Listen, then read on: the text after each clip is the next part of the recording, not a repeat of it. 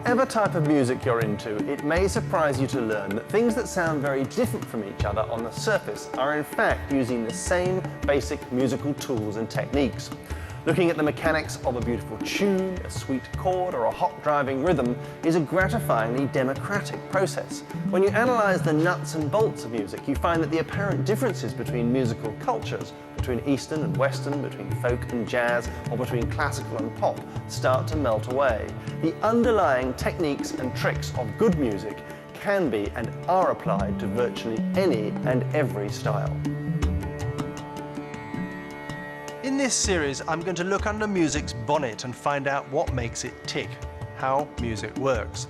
We'll be looking at rhythm, harmony and bass, but we'll start with music's soul, melody.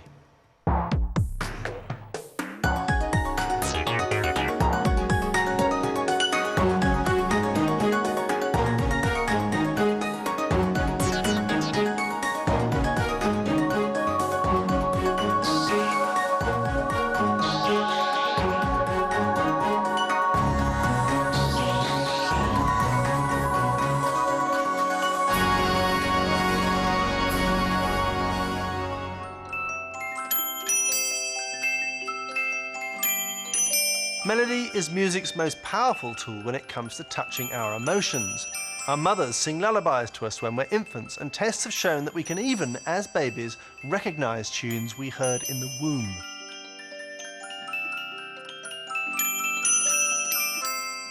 Tunes can act as a bridge between cultures when language fails us. People can feel totally wrapped up in operas and musicals whose text they don't understand or don't remember because the melodies somehow convey the story and the feelings on their own.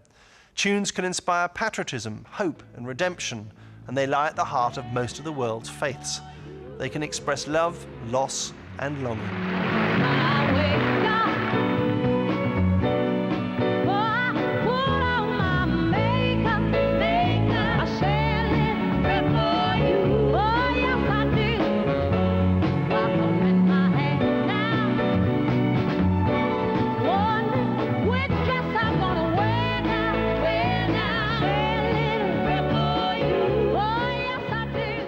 What is it then about a good melody that makes it so effective? At first hearing, all the world's many musical systems, from Africa to Indonesia, from the Andes to the Urals, do indeed sound very different from each other. But actually, some melodic principles are universal and hold true for every culture on Earth. Listen to these 5 songs from around the world. They all share something simple and profound. Alunde, alunde, alunde, aluya. Alunde, alunde, alunde, aluya. 让我来将你摘下，送给别人家。茉莉花呀，茉莉花。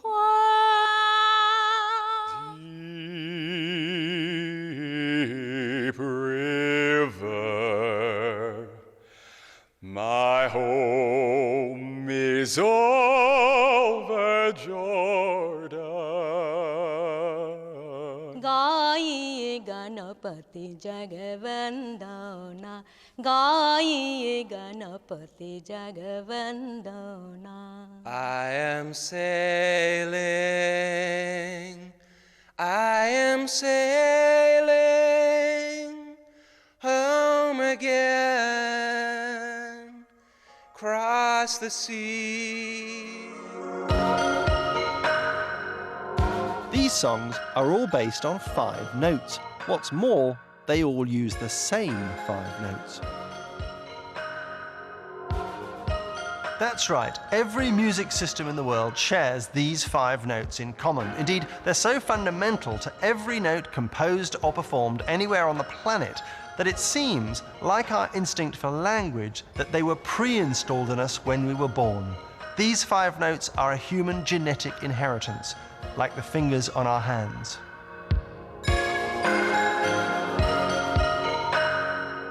In the West, we call tunes made from these 5 notes pentatonic, after the ancient Greek word for 5, pentas.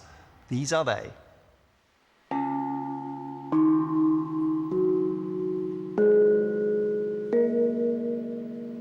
It's easy to find the pentatonic notes on a piano keyboard because they're the black notes.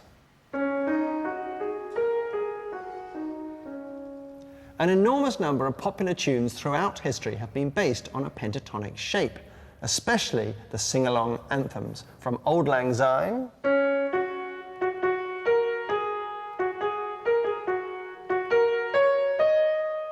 to Swing Low, Sweet Chariot,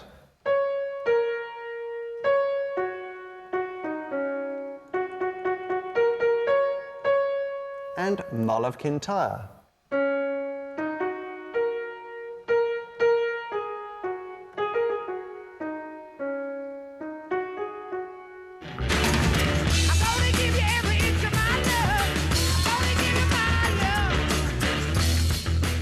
A lot of anthemic rock songs oscillate around pentatonic patterns too. The famous riff from Led Zeppelin's Whole Lotta Love is quintessential pentatonica.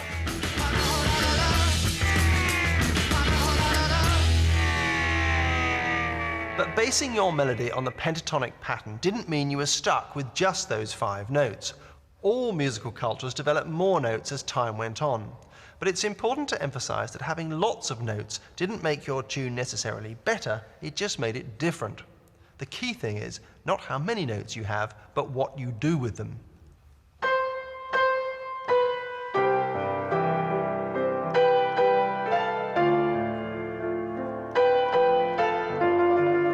So our next task is to dismantle the elements of a tune one by one and work out what they're up to.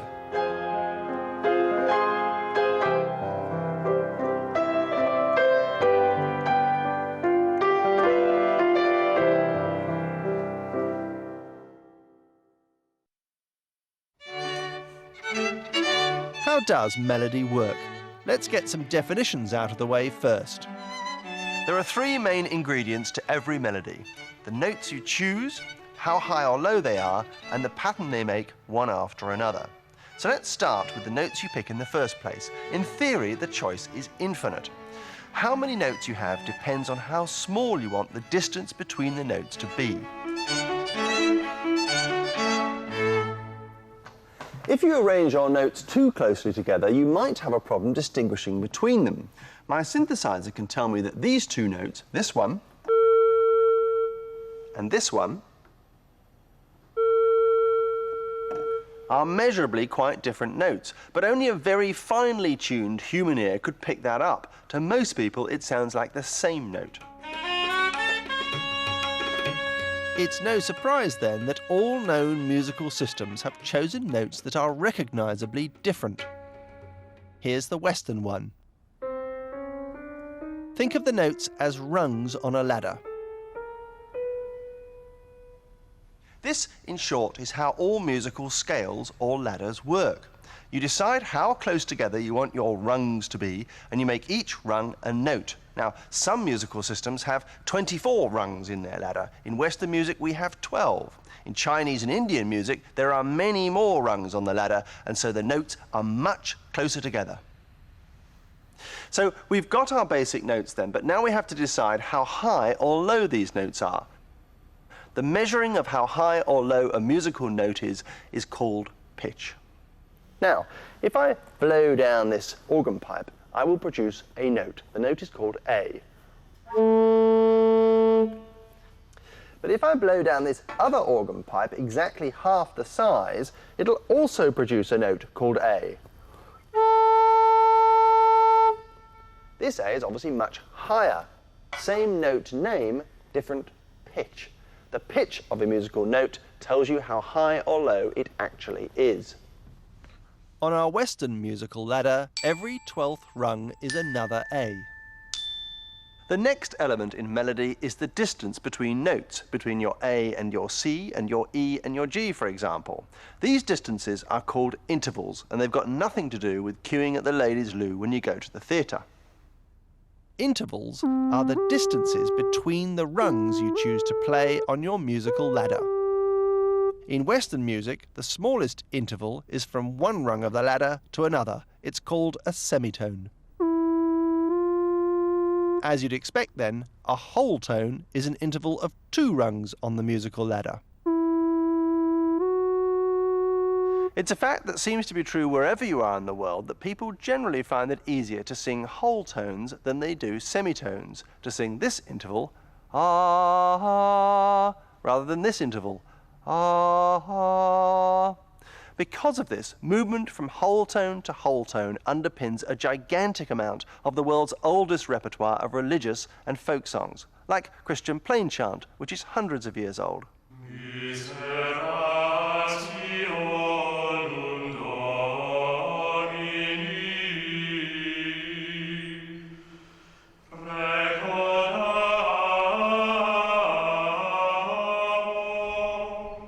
Plain chant moves step by adjacent or nearly adjacent step, meandering from note to note without any unexpected leaps or falls. The range of the tune fits bang in the middle of anyone's natural singing voice. It's almost as if it's being made up on the spot by the singers themselves. It sounds solemn and reflective.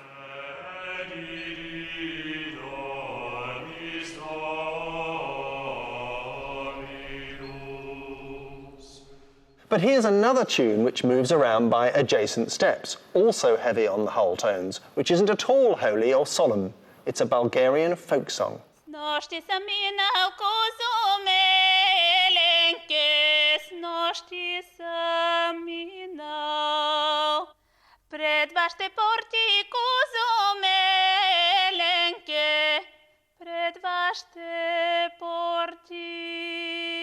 Tam si zabravih kozo melenke mednika vali. The fact is, these tune types, chant and folk song, are what nearly all vocal music sounded like in distant centuries. They're just the ones that have survived. Even when the words had very different meanings, the way the voice glided about from note to note was often very similar. Gradually, though, those intervals began to widen beyond the semitone and the whole tone to make tunes that were more ambitious, had a greater vocal range, and were less predictable. In the Middle Ages, the third was popular, as was the fourth, the fifth, and by the Renaissance, you could expect to hear an interval as wide as a sixth, or even a seventh. To make a tune, we can mix and match these intervals to our heart's content. Almost any combination of our basic repertoire of notes could turn into a half-decent melody. To prove it, let's do a little experiment. I've come to the splendid new Sage Gateshead to find some willing music lovers to help me construct a tune.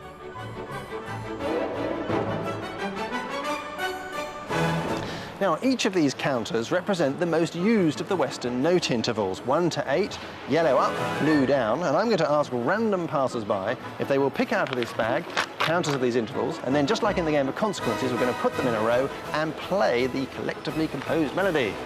Roll up, roll up. There you go. Thank you very much. Excellent. Thank you. Excellent.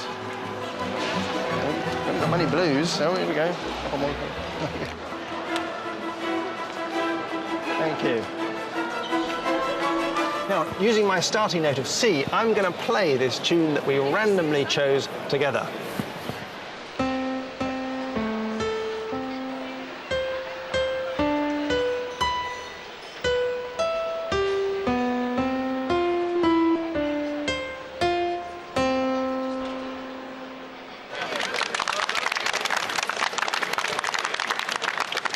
Well, I don't think it'll make #1 next week, but you can also see that it's not that weird either. And what composers have been doing for hundreds of years is taking these notes, pitches and intervals and making lovely tunes out of them. It's the same task whether you're J.S. Bach or Burt Bacharach, Fritz Kreisler or the Kaiser Chiefs, or Carl Maria von Weber or Andrew Lloyd Webber. Once you've got your basic tune, you can start having fun with it. Of course, you don't have to pull your melody out of a hat. There are tried and trusted musical templates that give composers their starting points. There are useful comparisons to be made with storytelling. Storytelling relies on a number of archetypes handed down over the generations. For instance, boy meets girl, family don't approve, things go wrong and end in a desperate suicide pact. Or man goes in search of Holy Grail, ends up finding truth was to be found at home all along, and so on. So it is with tunes. There are ancient patterns and arrangements of notes that function as archetypes for millions of melodies. Over time, these archetypes have been arranged into note groups or scales that give the composer or the improvising musician a template with which to begin. Different cultures have developed their own sets, as you'd expect, but the concept of note families is basic to us all.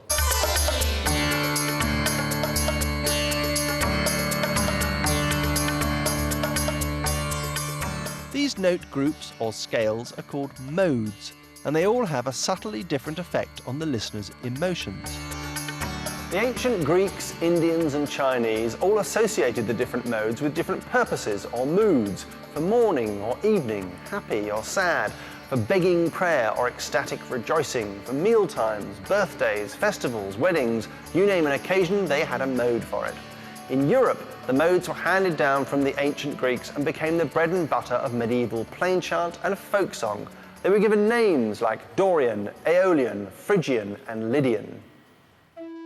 As an example, let's look at one of these note families, the Aeolian mode. Here it is in action in a famous and ancient tune. Veni, veni, Emmanuel, captivum solve Israel, qui gemit in exilio, privatus Dei filio, gaude, gaude, Emmanuel, masceto pro te Israel, qui gemit in. For centuries then, this was how melodies were made. You find a mode that matches your mood and just make sure that every note in your melody comes from that mode. A tune in the Aeolian mode will sound solemn and sorrowful.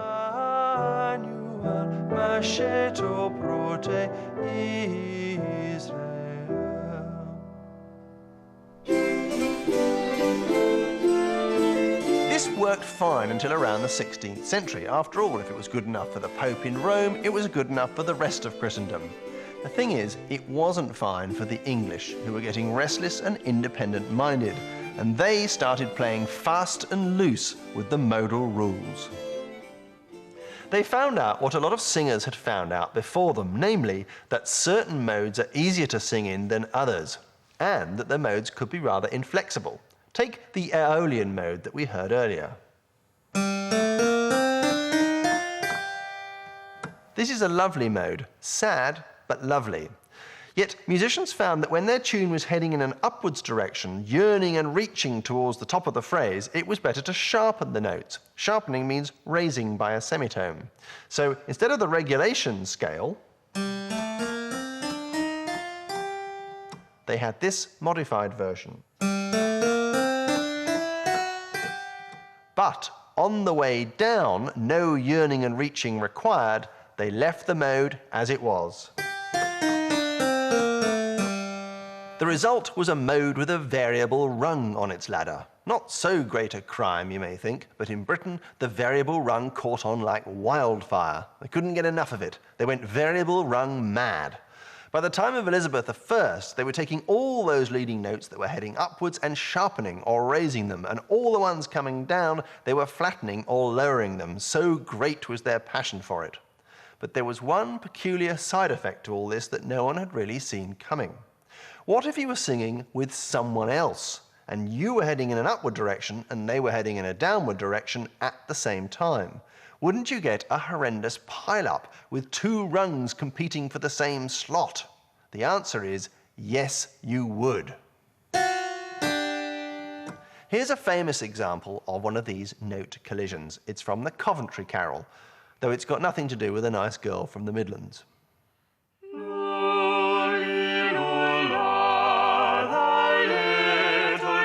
Child, bye bye, lule, lule, thy little tiny child, bye bye. This is what happens. The soprano singing the tune has to sing these two notes. Bye-bye, Luli. Because they're clearly heading in an upwards direction, they've been squeezed up or sharpened.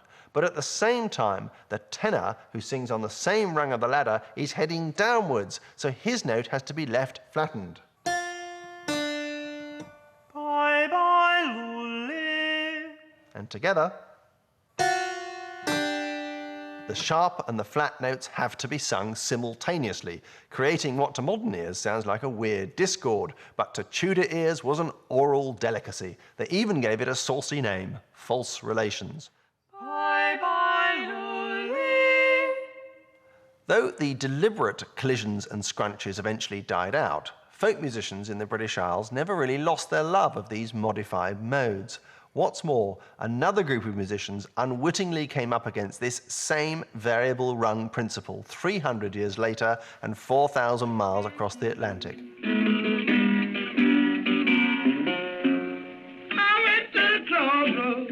They were the early pioneers of the blues. Listen to this song by Blind Lemon Jefferson, one of the founders of the blues, in a 1926 recording of Long Lonesome Blues.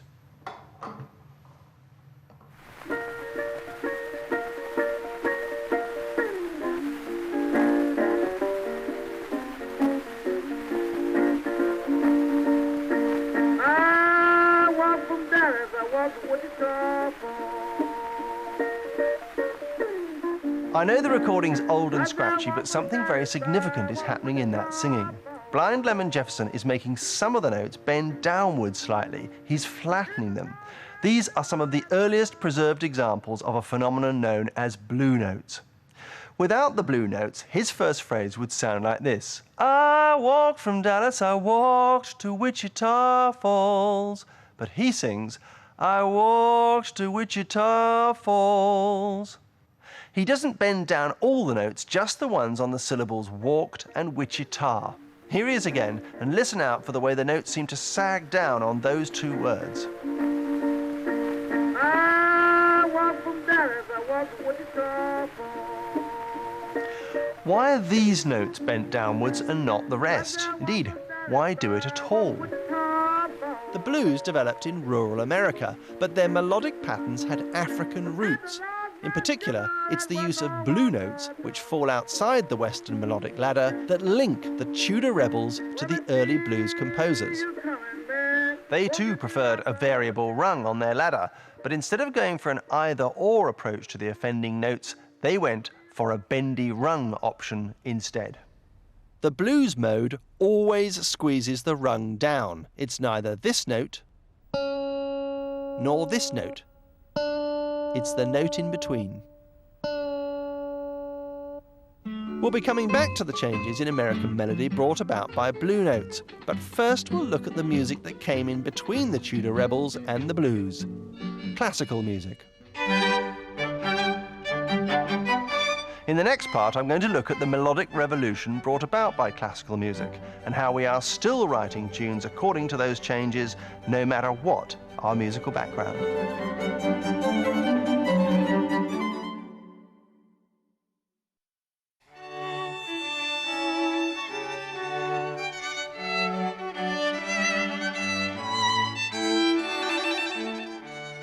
Composers in the time of Shakespeare, as we've seen, began to find the medieval modes they'd inherited increasingly inflexible.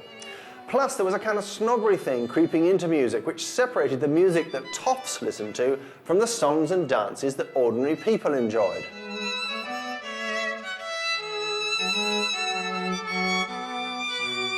So as the 17th century drifted into the 18th, a new system for upper crust music duly emerged. Partly its job was to get rid of all those ambiguities and collisions that Tudor composers were so fond of, and partly its job was to make a system where all instruments and all singers could play together, to create a kind of standard for European music. It's sometimes called diatonic, and this is how it worked.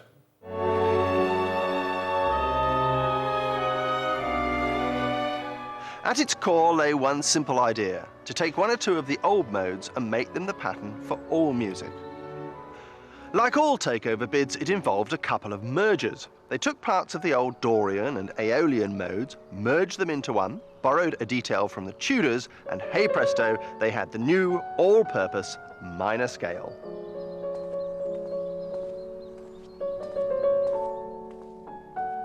The detail they borrowed from the Tudors was that rule about sharpening or raising the penultimate note in the musical ladder if it was heading in an upward direction, just like in the Coventry Carol. The arrival of the all-purpose minor scale had two big advantages over its modal predecessors. The first was that the same arrangement of notes worked no matter what note or pitch you started your scale on. So I could start a minor scale on this note, G, or I could start it on this note, E.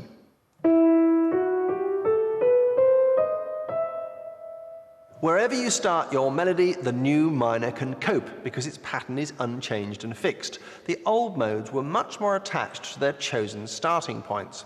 The new minor can start on any of the 12 semitones of the Western ladder.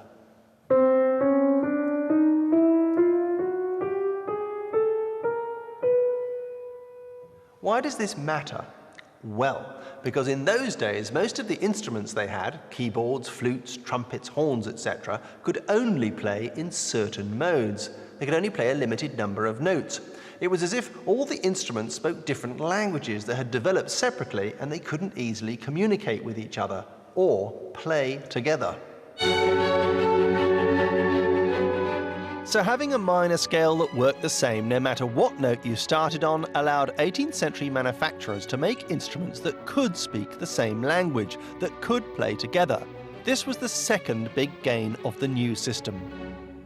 But so far we've only had the sad and solemn minor scale. Happy got the major scale, which was identical to the old Ionian mode with a new name. It was rebranded.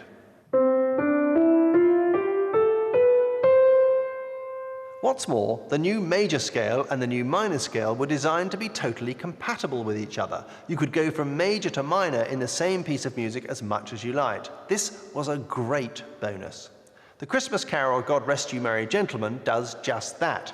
It starts in the key of E minor, all earnest and churchy sounding.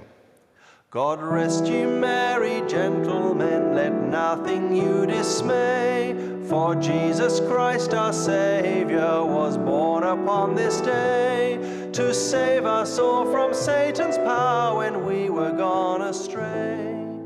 But when we get to the tidings of comfort and joy, the happy bit, we slink effortlessly into the key of G major. Oh, tidings of comfort and joy, comfort and joy. Finally, just to remind us we shouldn't get too carried away with our Yuletide jollity, at the very end we slink back into the original key of E minor. Oh, tidings of comfort and joy. Composers love to exploit their ability to rock between major and minor, to glide about all over the place in the full knowledge that the system was strong enough to handle any change of gear or maneuver.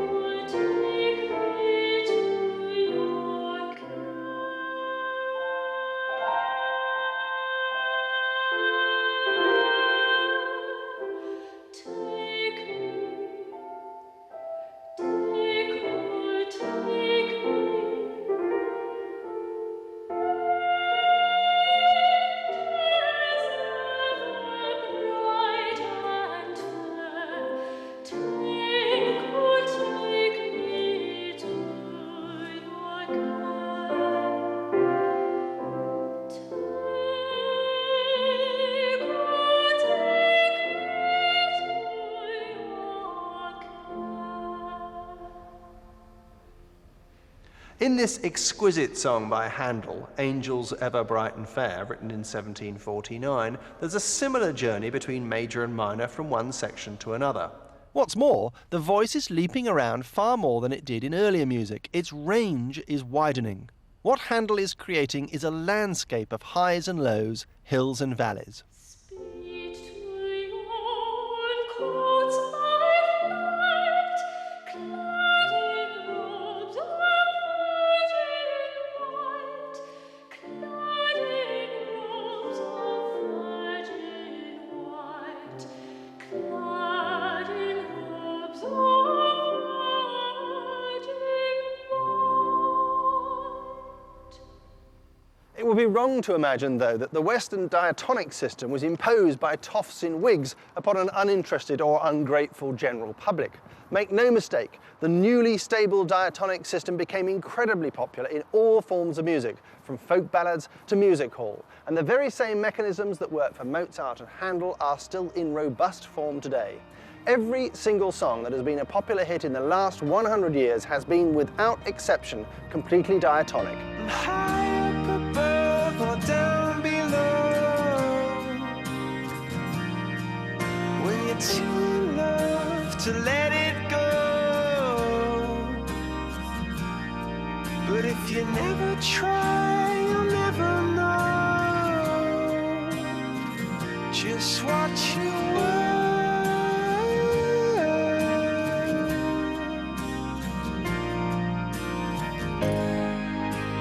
Lights will guide you home and ignite your bones, and I will try to fix you.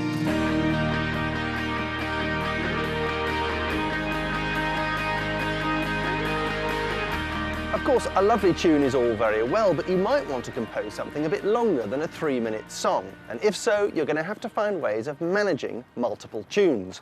Operas and symphonies need a scaffolding or a structure on which to hang their many melodies. For example, Mendelssohn's Violin Concerto begins with this simple melody.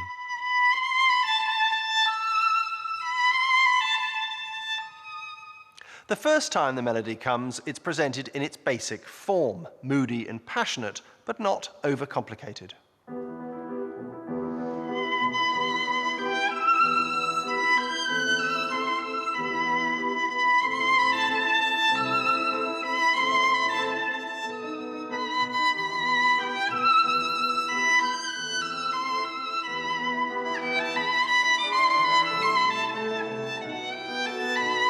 Because this concerto was written to show off a solo violinist's virtuoso skill, you'd expect later versions of the tune to be more flashy, which they are. Here it is with its minor key turned to the major, and with the violin using it as a springboard for some fiddle gymnastics.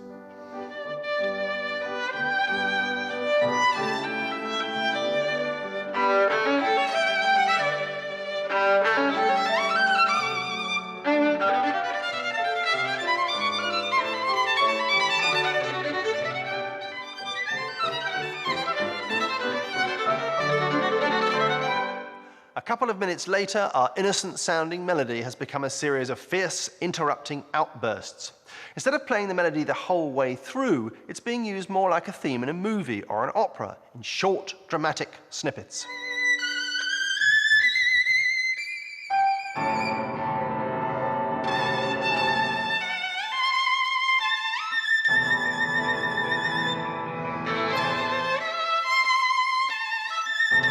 By the end of the first movement of this concerto, we've heard that opening melody in loads of variations, but we never hear it again exactly as it was at the beginning, pure and simple.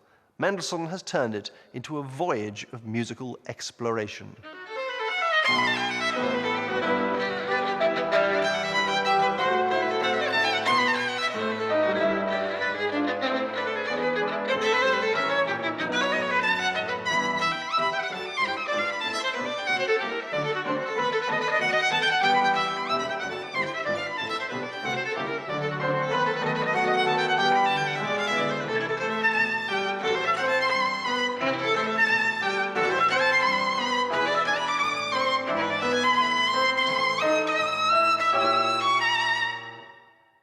Western diatonic system completely dominated classical music between about 1700 and 1900. Then things started to fall apart. Cutting-edge composers felt bored and limited by what they saw as the straitjacket of the major-minor system. So they started to look for inspiration elsewhere. Ironically, they sought help from those old folk and ecclesiastical modes. This process began in Europe, where composers like the great symphonist Gustav Mahler started to incorporate into their music the old modal melodies of the folk music of their own countries.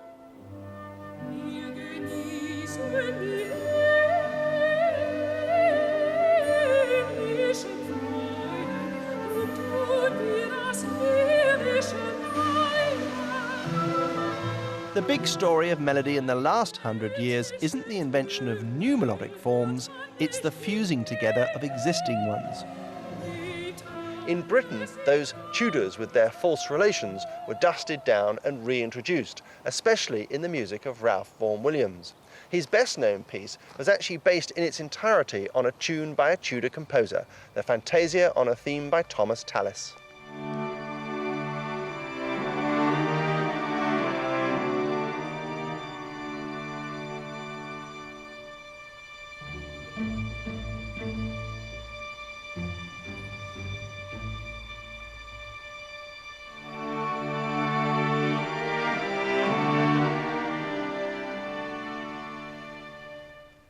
Vaughan Williams wrote his Fantasia on this theme in 1910, but with its small, step-by-step, plain chant-like movements, its Phrygian mode, its Elizabethan-style harmonies, it's almost as if we've stepped back 300 years, even despite his rich, lush 20th century string orchestra.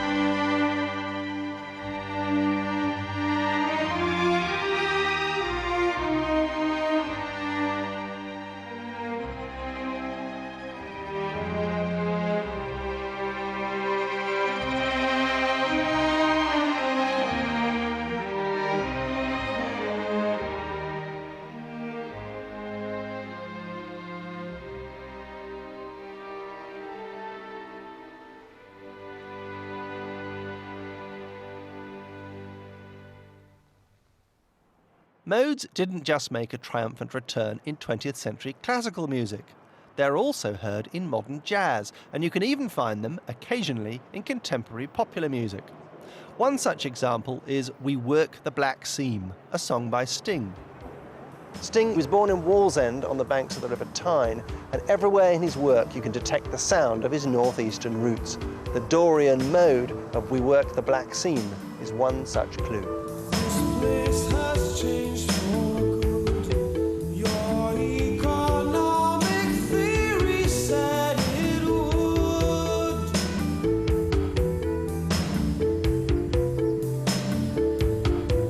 It's hard for us to understand. We can't give up our jobs the way we should. The Dorian mode of We Work the Black Seam is the same one used in Greensleeves, written in the 16th century. What Sting is doing is associating an ancient British sound with an industry that had been around for centuries. Work the black seam together. But the fact that a modern pop song should have its roots in a much older melodic tradition shouldn't come as a surprise, since the seeds of the great explosion of popular song that took place in the 20th century, with America as its engine room, were sown long before in the 18th century's slave traffic from Africa and the 19th century's mass migrations from Europe. In the 20th century, American popular music swept the planet, fusing with indigenous forms to create new melodic patterns and possibilities. In the next part, we'll look at the four main ingredients that crossed the Atlantic and went into the American melody mixer.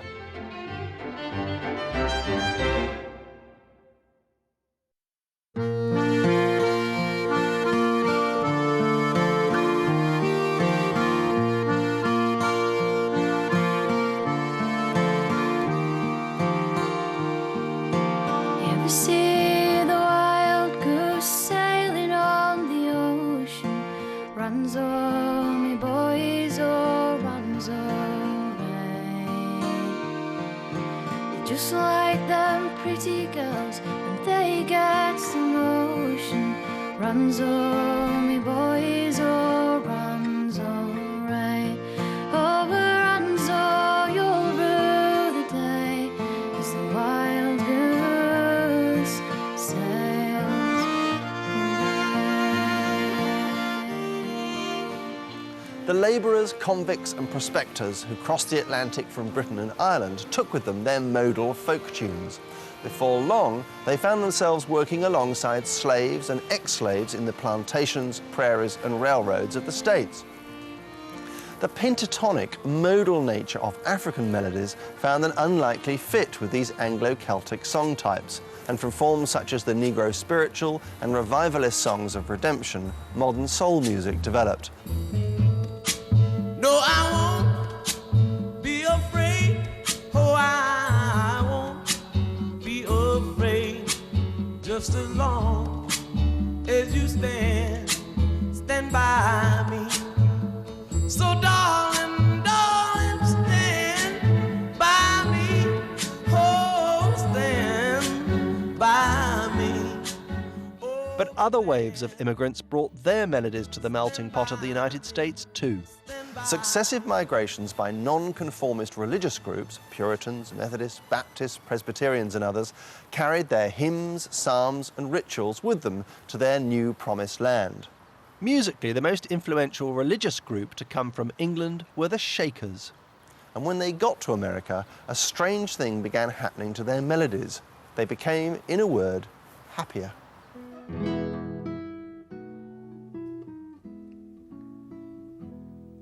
The gift to be simple, 'tis the gift to be free, 'tis the gift to come down where we ought to be. And when we find ourselves in the place just right, 'twill be in the valley of love and delight. When true simplicity is gained, to bow and to bend, we shan't be ashamed. To turn will be our delight, till by turning we come round right. 'Tis the gift to be simple, like most Shaker songs, was meant to be danced to.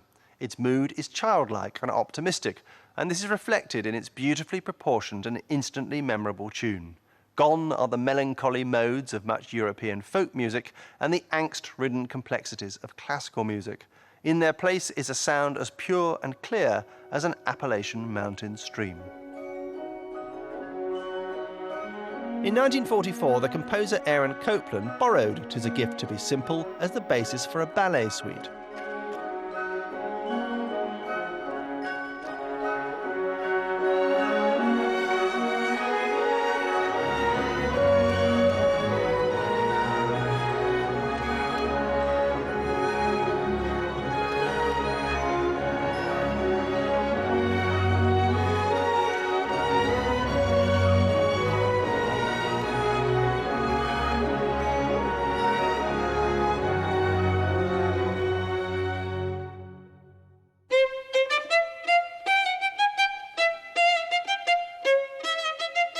The next development in American melody came at the end of the 19th century, thanks to the successive waves of immigrants from Eastern Europe.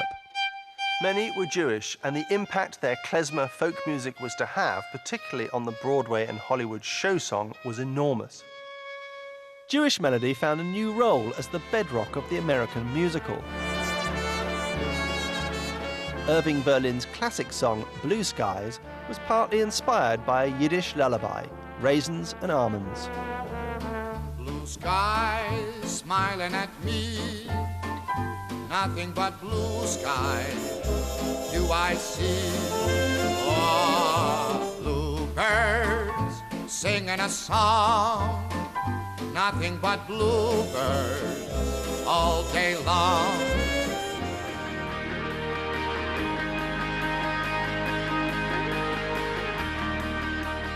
The melodies we listen to today are a rich mixture of melodic forms, from pentatonic to major and minor patterns, from church and folk modes to blue notes. The simple combination of notes, pitches and intervals has offered and continues to offer endless opportunities for instrumental music and song.